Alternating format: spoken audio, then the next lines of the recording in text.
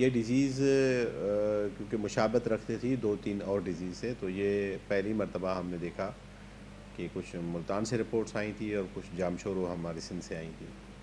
तो वहाँ पे हमने टास्क फोर्स बना के कोशिश की, वहाँ पे हमने कंट्रोल करने की। तो वहाँ पे 2 फार्म से जामशोरो में नवंबर के अंदर हमने उनको कंट्रोल कर लिया और वहीं पे सिर्फ एक डेथ हुई थी। कोटली में आ गई थी, तो कोटली में भी हमने कन्फाइन किया, वहाँ पे 4 डेथ हुई थी। फिर ठट्टा के अंदर हम मुसलसल फेडरल गवर्नमेंट से राब्ते में थे, क्योंकि ये पाकिस्तान में इस तरह का पैटर्न पहली मरतबा हो रहा था। तो क्योंकि ये नई डिजीज़ थी, तो इस वजह से हमारे पास किट्स भी नहीं थी और हमारे पास वैक्सीन भी नहीं है।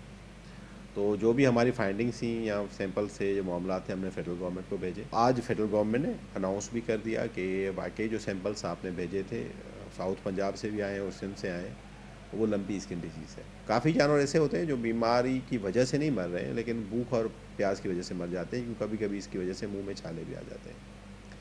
लेकिन सारी बातों के बावजूद भी खुशाइंद बात यह है कि ये इंसानों में ट्रांसफ़र नहीं हो रही है और कहीं पे भी ये निशान नहीं मिला। यानी कोई अब 1 सदी हो गई है इस बीमारी को बाकी ममालिक के अंदर। कराची के अंदर ज़्यादा ज़ोर पकड़ लिया और उसका रीज़न भी ये था कि जो बाहर के ममालिक की जो एग्जोटिक ब्रीड है वो ज़्यादा नफीस होती हैं। इस मामले में प्रोडक्शन उनकी गोश्त की है या फिर दूध की है, वो अच्छी होती है, लेकिन वो बीमारियों से तहफ़्फ़ुज़ उनका या बचाव जो है वो बहुत कमज़ोर है।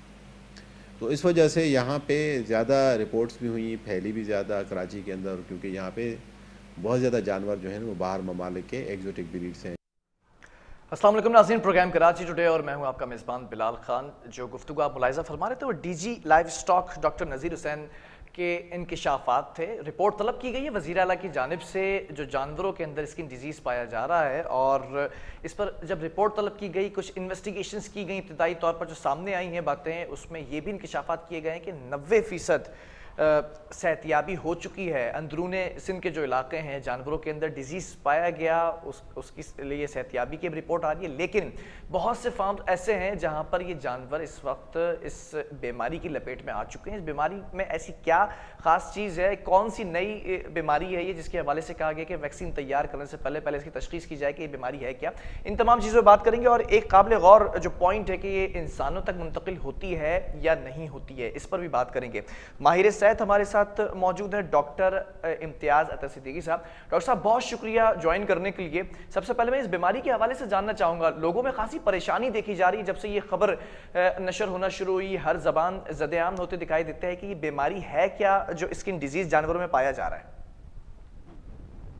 हाँ, देखिए, ये जो बीमारी है ये कोई नई बीमारी तो है नहीं। इससे पहले घोटकी और साउथ पंजाब के अंदर ये मौजूद थी, लेकिन बहुत ज्यादा मतलब शिद्दत से इसलिए नहीं थी कि वहाँ पे माल मवेशी जो हैं गांव के अंदर दूर दूर होते हैं। लेकिन कराची में क्योंकि एक बहुत बड़ा 2.5 करोड़ आबादी का शहर है, यहाँ पे गोश्त और इसकी दूध की सप्लाई के लिए जो फार्म्स हैं या भैंस कॉलोनी है, वहाँ पे जानवर बहुत करीब करीब हैं और मुख्तलिफ फॉर्म जो है ना बहुत करीब करीब हैं, तो इसलिए ये मतलब तेजी से चली है।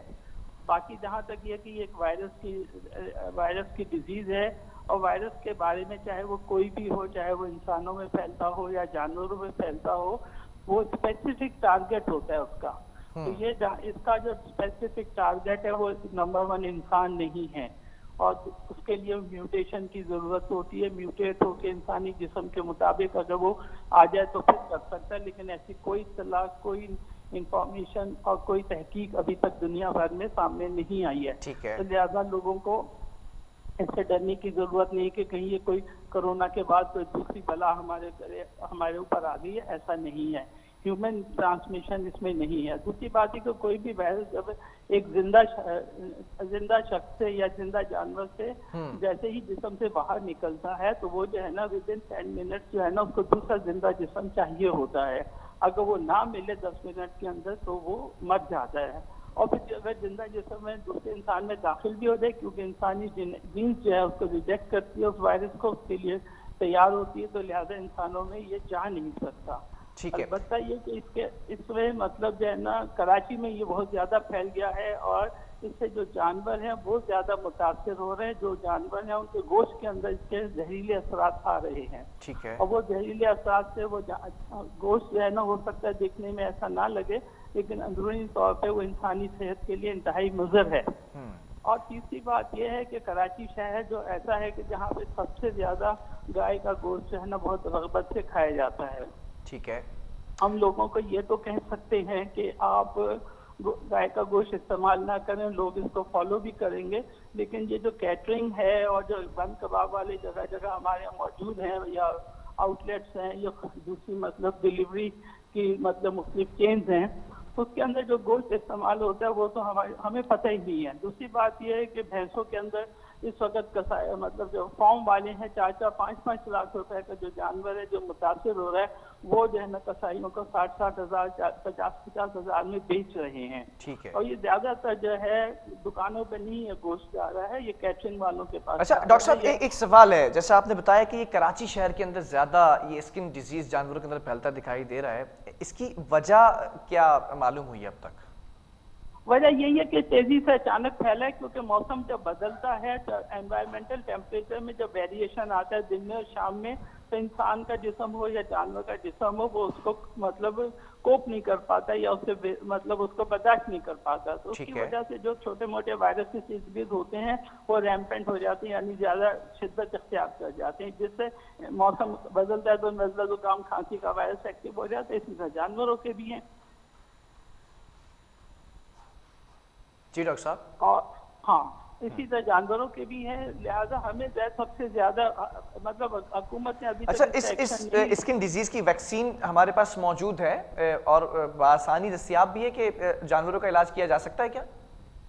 देखिए इसके बारे में तो ज्यादा सही जो है ना वो जो इसके वेटनरी डॉक्टर्स हैं या वेटनरी के लोग हैं वो बता सकेंगे। मैं तो इंसानों का डॉक्टर हूँ, इंसानों से मुतालिक मतलब मैं ज्यादा चले मैं उसी तरफ आ रहा था। इंसानों के हवाले से जैसा आपने कहा कि गोश्त की अगर बात की जाए तो उसका कलर भी तब्दील हो सकता है और वो इन्फेक्टेड भी हो सकता है, और खास तौर पर दूध देने वाले जानवरों में भी जो जानवर दूध दे रहे हैं और वो अगर इन्फेक्टेड हैं, इंसानों पर आपने कहा ये अभी तक ऐसी कोई तशखीस हुई नहीं है बीमारी की, लेकिन क्या असरात लाहक हो सकते हैं अगर वो गोश्त या वो दूध इस्तेमाल करें?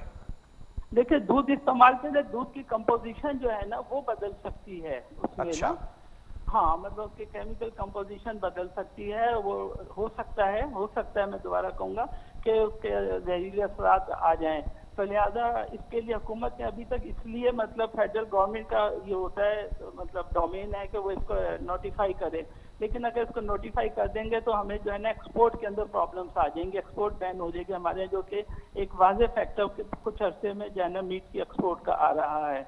लेकिन आज डायरेक्शन जो है ना फेडरल गवर्नमेंट ने जो है उसकी डायरेक्शन इशू कर दी हैं और मुझे उम्मीद है कि बहुत जल्दी मतलब इसके असरात पॉजिटिव आएंगे।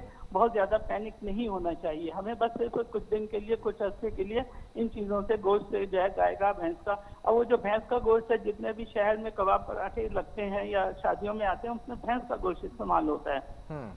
तो लिहाजा इन चीजों से हमें परहेज करनी चाहिए। मैं नहीं समझता कि कोई ज्यादा बड़ी मतलब हैवॉक या बड़ी बला की सूरत में हमारे सामने आएगा। 1-2-4 हफ्ते के अंदर ये कंट्रोल हो जाना चाहिए, ज्यादा 1 महीने में। तो परेशान नहीं होना चाहिए, बहुत ज्यादा इसकी दहशत नहीं फैलनी चाहिए।